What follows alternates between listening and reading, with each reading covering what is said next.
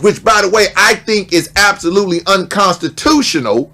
But because we get student athletes to sign contracts giving away their rights. To understand something, when you sign a scholarship contract, you give away your rights. This is why, and particularly the right to what? The basic right to make an income. How in the world can we not have a broader conversation? Now, had Zion Williamson not gotten hurt last night and Duke won or lost, this conversation would never come up again.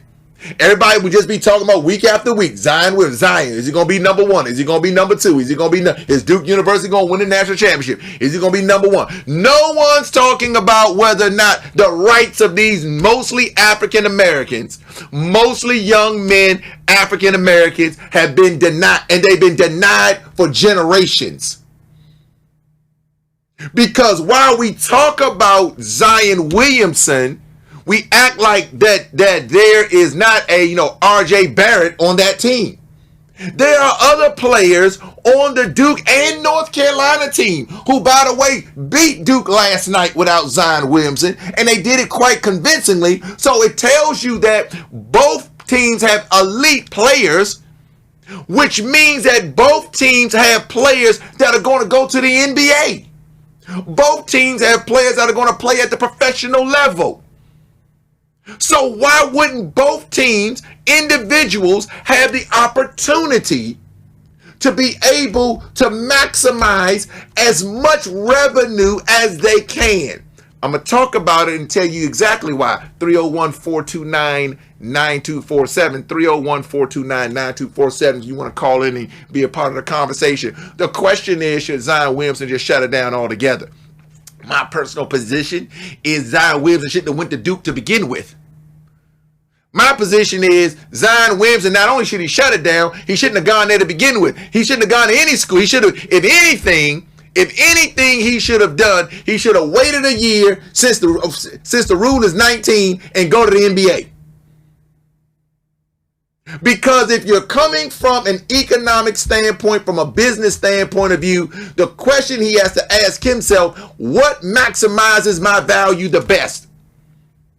Because we can sit up all day and say, well, it's a freak accident, it's this and that, whatever. Let me tell you something. There have been plenty of athletes who've gotten hurt in all kinds of accidents.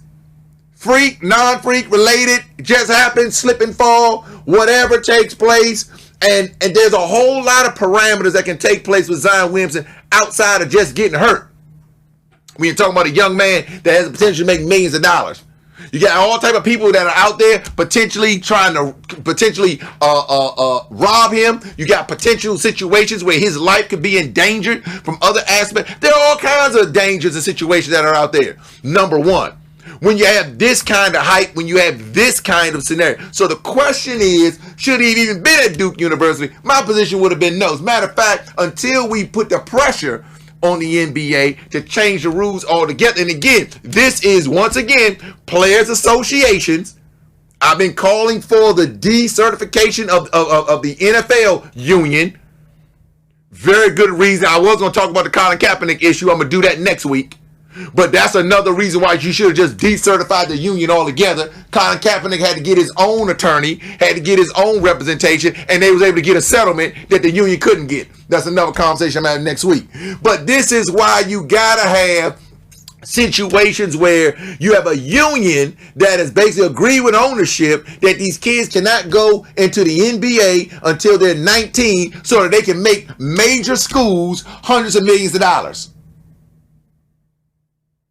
So you just become a tool, you become a slave to a system that uses you.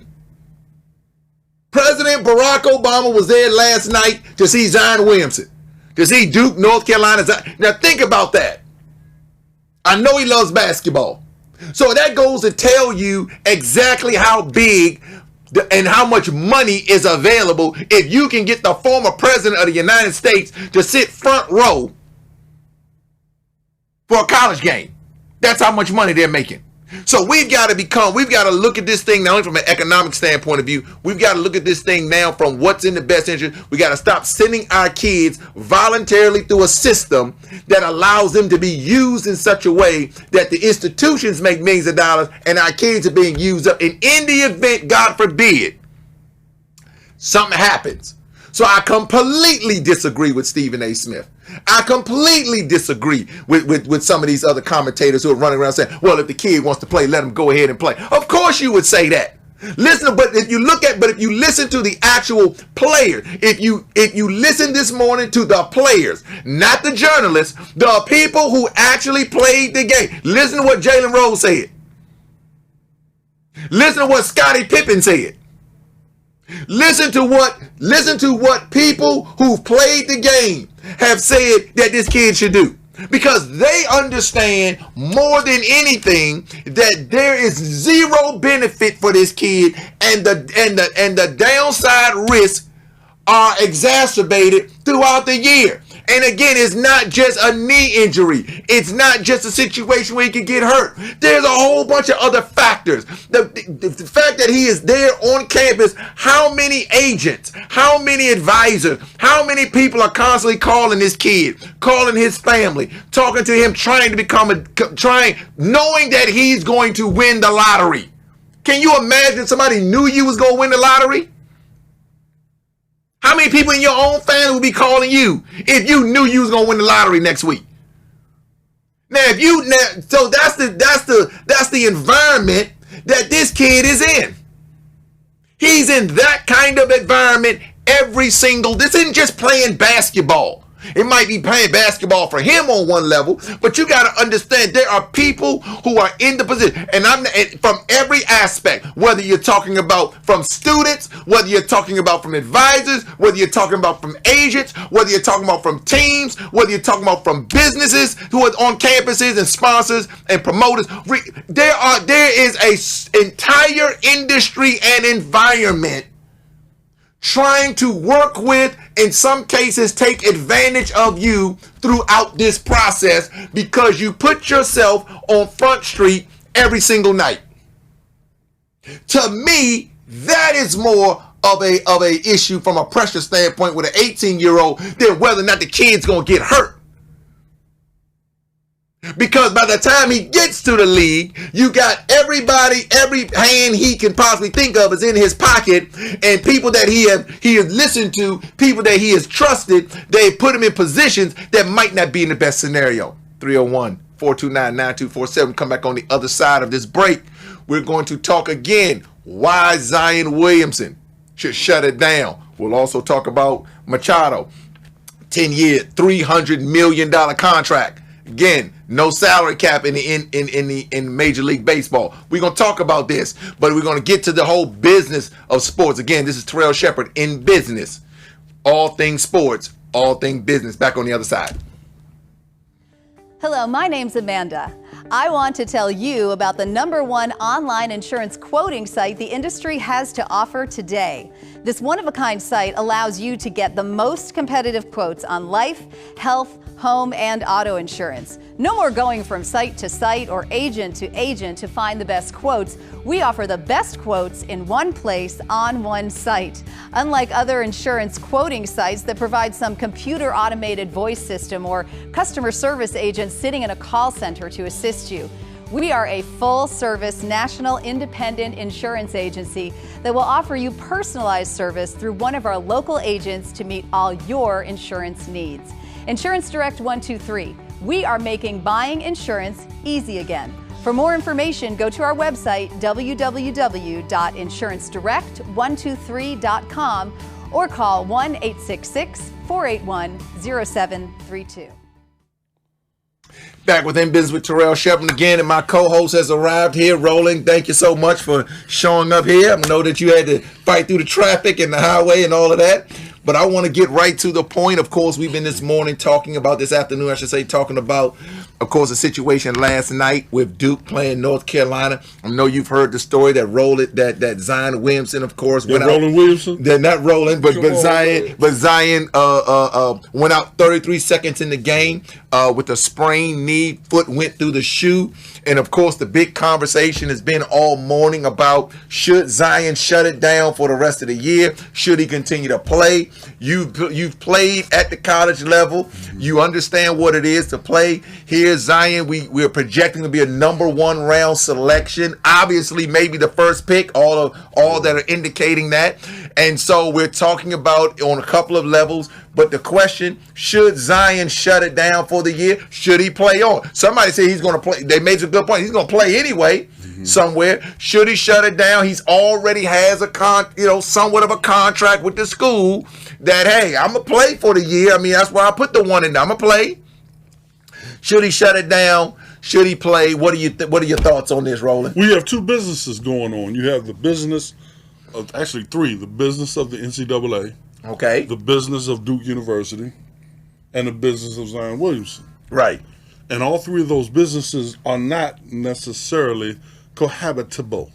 Okay. All right. Right? Right. So the business of Zion Williamson says shut it down completely for the rest of this year. Essentially, just leave school and get ready for the draft. Okay. That's it. Will middle of February? Right. Okay. Take no more chances on something like that happening again. The business of Duke, your son, we signed you, you have to play. Right. The business of the NCAA, I mean, look, tickets were going last night for anywhere from $3,000 to $10,000. Right. And you figured it was one of the most watched events on television last night. Exactly. So, no, the NCAA needs a Zion Williamson because the sponsors are paying for a Zion Williamson. Exactly. So when you have 2 entities that benefit from him playing right now, and only one that benefits from him playing later, he's going to play right now. Okay, and I agree with that. I mean, I think that he's going to play. I think that he's definitely going to stay in the league. And I think that for me, the bigger conversation that came out of this was not, whether he's going to play. Okay. I think he's made the bigger conversation is the rules should change. The bigger conversation is the rules.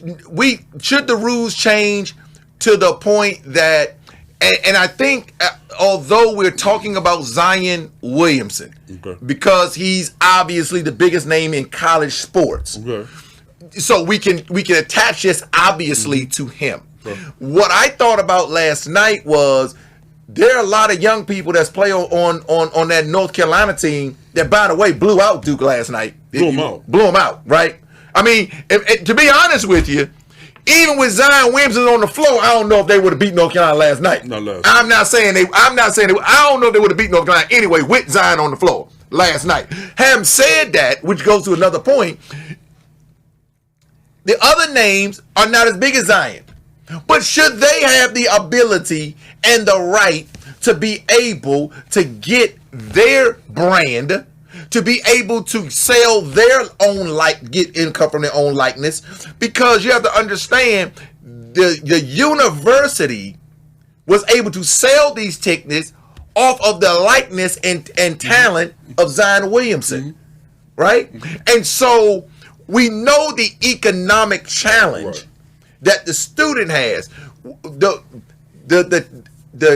challenge is, everyone knows the rules should be changed. And I told my audience we're going to talk a little bit today about race. We got to understand why it's not being changed. Exactly.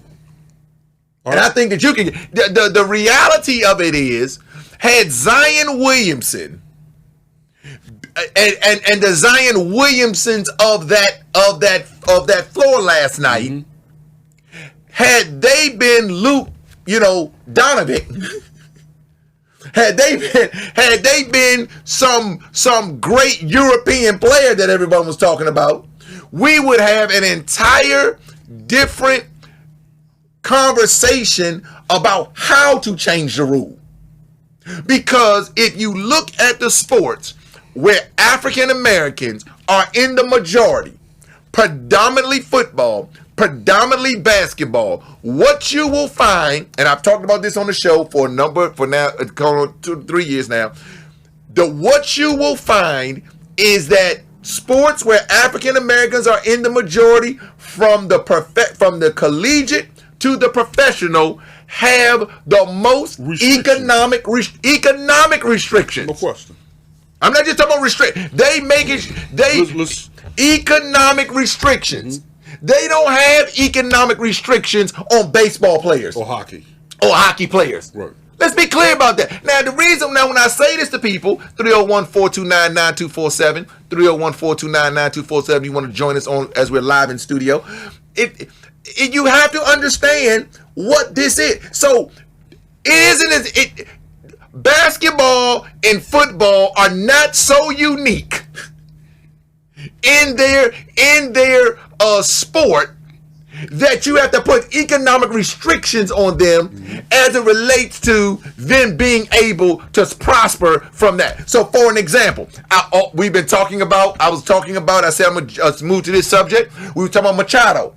Machado just signed the largest free agency contract in baseball, in sports history. Mm-hmm. Right?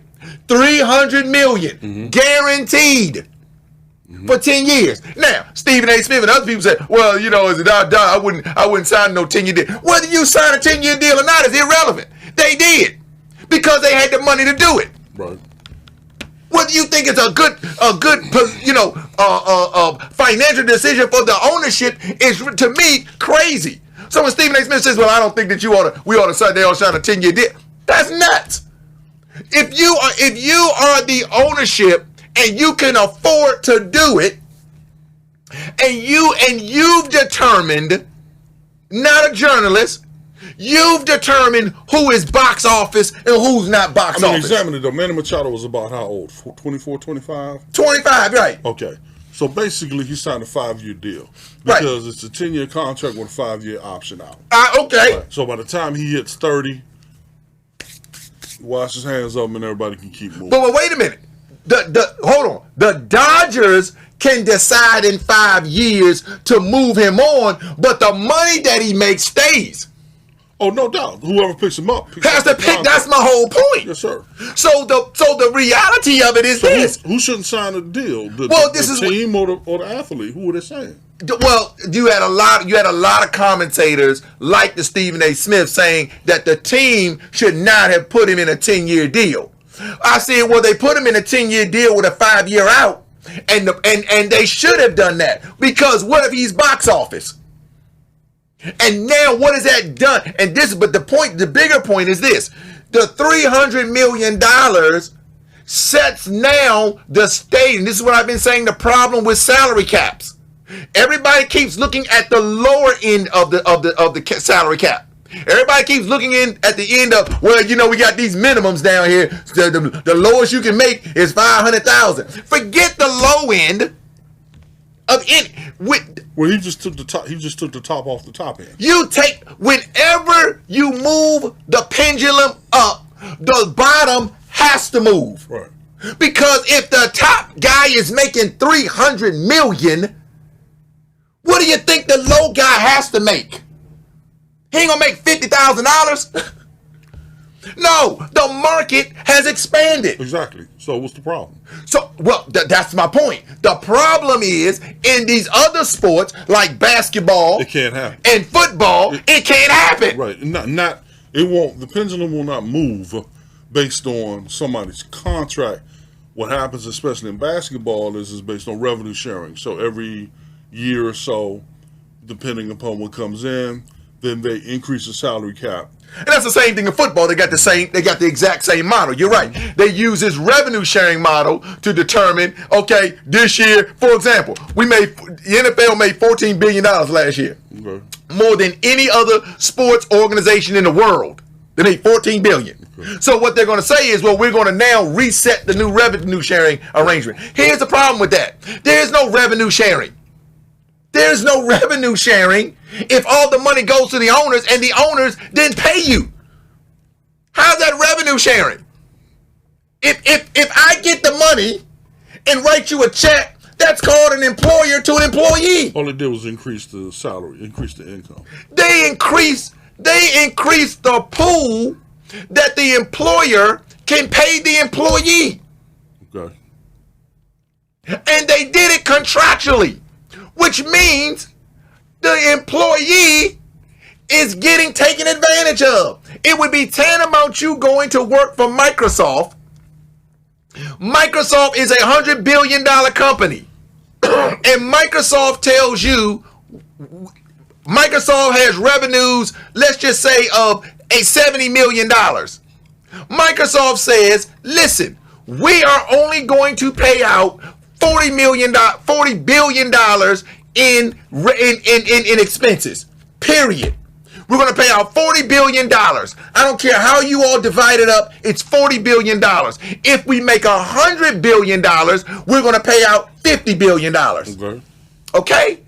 Now, let me tell you what that does. What does it do? That does for every employee that works for them. I don't care if you're the guy who came up with Windows to make them $70 billion. It don't matter. You're capped at 40. You're going to be capped at, and we got 10,000 employees. You're going to be capped at whatever, $5 million.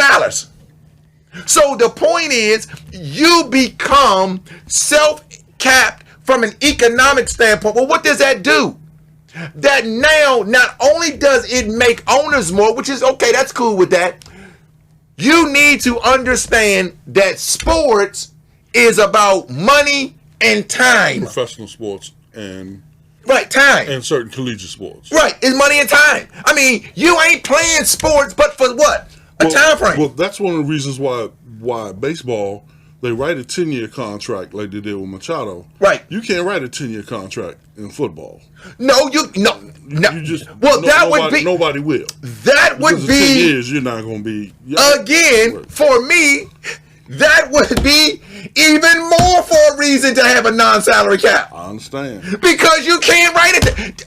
Who should have a salary cap? The guy who can do a 10-year contract or the guy who might play 2 years? The guy that might play 2 years. The guy who might play 2 years should not have a salary shouldn't cap. have a salary cap at all. Right. Why? It might be over in 2 years. Right. Or it might be over last night. Like Exactly. So look, I have a reference point for you. So